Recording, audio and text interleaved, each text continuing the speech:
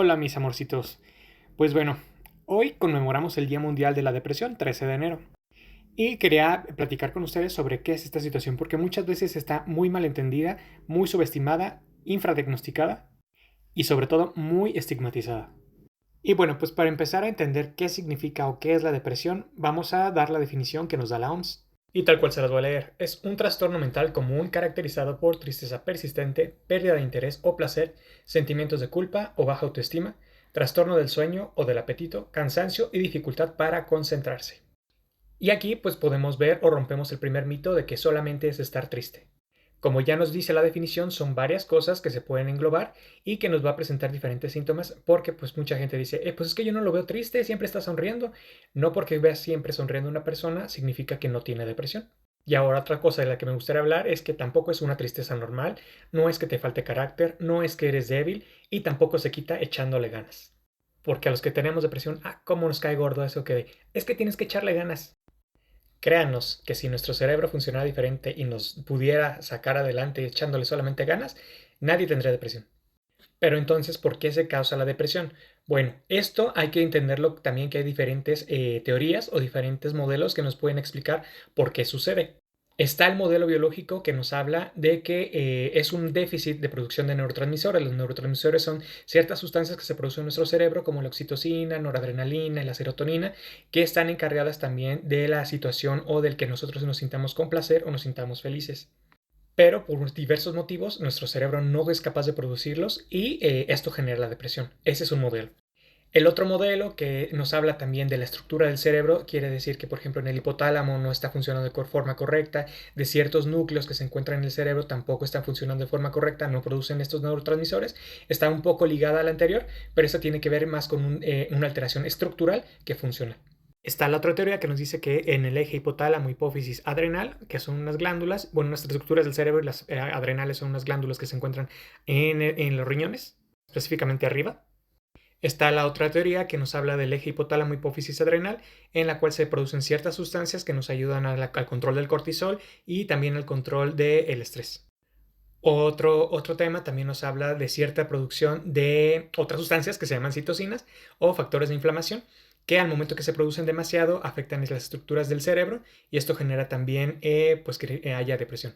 También se ha estudiado que tiene un factor hereditario, de un 30 al 40% se puede heredar, o sea, si tú tuviste un familiar con depresión, aumenta el riesgo de que tú también lo puedas padecer. Esto mismo sucede, o más bien pasa, con los intentos o con los autodesuscripciones de la vida. Entonces, cuando tú tienes un familiar que se autodesuscribió de la vida, también tienes más riesgo tú de que te pueda pasar a ti. Y está también el factor social, cuando tenemos situaciones de abuso, de trauma, de consumo de sustancias, aislamiento, que cambiamos de un lugar, de un país a otro, que somos desplazados, o por ejemplo, cuando tenemos una pérdida, también puede aparecer la depresión. Si se fijan, pues hay muchos modelos que nos explican por qué sucede la depresión, entonces no es nada más uno. Y de esos que les acabo de mencionar, no es que solamente uno de ellos la genere, sino que muchas veces interactúan entre ellos y eso genera el entorno favorable para que se presente la depresión. Ahora, no solamente existe un tipo de depresión, esto es importante que lo sepamos, porque no es lo mismo una depresión que dura poco tiempo a una que está más prolongada. Tenemos, por ejemplo, el trastorno depresivo mayor, el trastorno depresivo persistente, que se conoce como distimia, la depresión con características ansiosas, la depresión postparto, el trastorno afectivo estacional, que es cuando, por ejemplo, llega el invierno y aparece la depresión, y hay otros tipos. Muchas veces también asociado con la bipolaridad, que este es otro tema. Y esos son solamente algunos de los tipos, existen más tipos y cada uno tiene sus características específicas. A grandes rasgos tenemos una definición que nos da el DSM-5. El DSM-5 es un libro que utilizan sobre todo psiquiatras y psicólogos para hacer la definición o el diagnóstico de algunas patologías que son por causa mental. Y el DSM-5 nos dice, es la presencia de al menos 5 síntomas durante un periodo mínimo de 2 semanas, representando un cambio respecto al funcionamiento previo, y siendo uno de ellos el estado de ánimo deprimido o pérdida de interés o placer. Dentro de esta definición nos da varios criterios que se deben cumplir para poder hacer el diagnóstico. No es nada más como que, me sentí triste el día de hoy, ya tengo depresión. No. Los más importantes son los del criterio A. El criterio A nos dice los síntomas que son los que se deben de persistir por lo menos 5 en 2 semanas para poder hacer el diagnóstico. Y nos dice, estado de ánimo deprimido, la mayor parte del día o casi todos los días, con tristeza, vacío y desesperanza, sobre todo la desesperanza. Disminución marcada del interés o placer, pérdida o aumento significativo de peso, insomnios o hipersomnio, o sea, no poder dormir o tener más sueño de lo normal, agitación o enlentecimiento psicomotor, fatiga o pérdida de energía, sentimientos de inutilidad o culpa excesiva o inapropiada, disminución de la capacidad para pensar o concentrarse y pensamientos recurrentes de muerte. El criterio B nos habla de la afectación en el entorno, o sea, debe causar malestar clínicamente significativo o deterioro en el área social, laboral, académica o personal.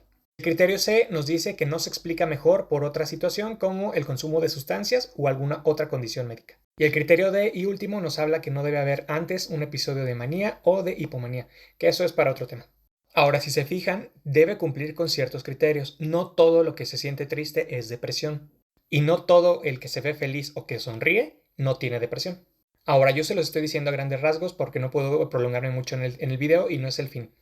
Pero si se fijan, es bastante complicado hacer el diagnóstico, por lo tanto siempre tiene que ser personal de la salud, específicamente el psiquiatra. Y el diagnóstico es totalmente clínico, o sea, con la historia clínica, con lo que va interrogando el psiquiatra, se puede hacer el diagnóstico y para esto también se puede ayudar de ciertas escalas o ciertas pruebas para poderlo complementar y tener ya un mejor diagnóstico de la persona.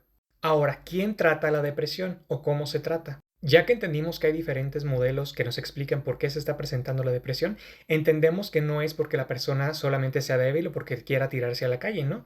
Requiere tratamiento médico y tratamiento psicológico. Entonces lo que se debe de realizar es el acompañamiento psicológico con terapia cognitivo-conductual y en muchos casos cuando los síntomas son más persistentes o más fuertes se tiene que dar tratamiento farmacológico. Ahora, los medicamentos pueden tener efectos adversos. Es por eso que es importante que el tratamiento solamente lo dé el psiquiatra o el personal de salud capacitado y que pueda prescribir medicamentos, por ejemplo, un médico con formación en trastornos mentales. El psicólogo no puede prescribir medicamentos. Y sobre todo debemos entender que el tratamiento tarda en hacer efecto. No es como que me tomo una pastilla el día de hoy y ya me voy a sentir súper bien. No, tarda por lo menos de 2 a 6 semanas en empezar a hacer un poquito de función y puede llegar hasta los 6 meses cuando se puede ver ya el efecto duradero.